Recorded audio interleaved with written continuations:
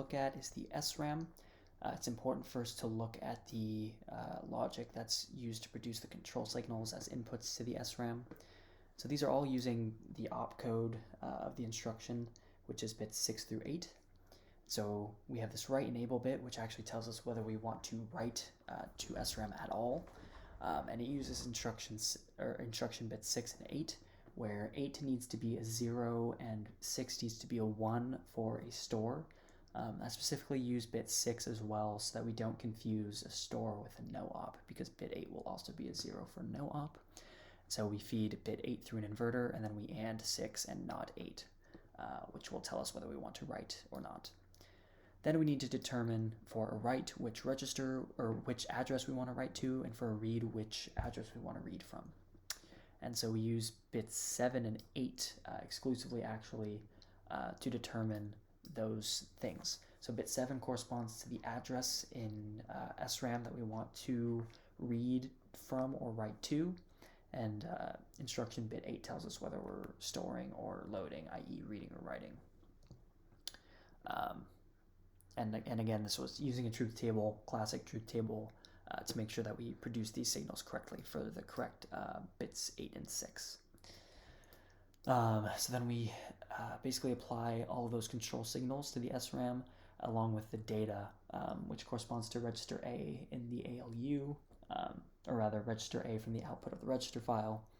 And so let's take an actual look inside the SRAM.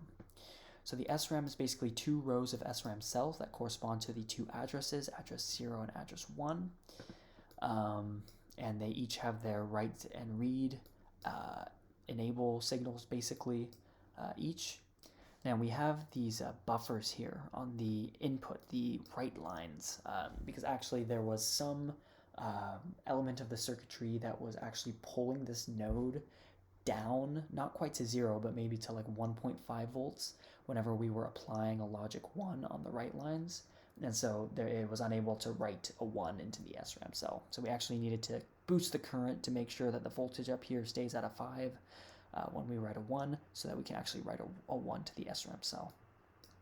Furthermore, you'll see based on the SRAM cell that we actually read the inversion of the bit that's being stored in the cell, so we need an inverter on the read line to make sure that we're reading the right value and not the negation of the value that's in the cell. So yeah, we also have default parameters here that correspond to the bit, or like the value of the bit that we want in each cell, and that's just based off the initial conditions that are given on that file in Canvas for the initial values that we want in the SRAM. So I think that's everything from a sort of macro level. So let's look at an individual cell.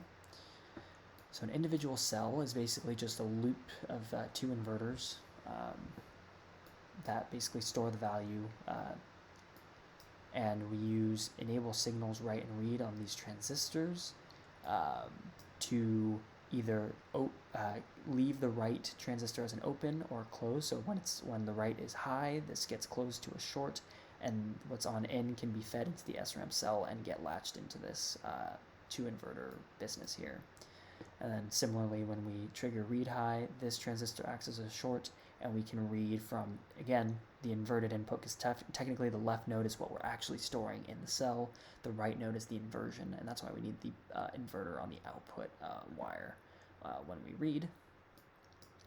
One thing to mention here is the relative size of this transistor versus any of the other NMOS transistors used in the circuit.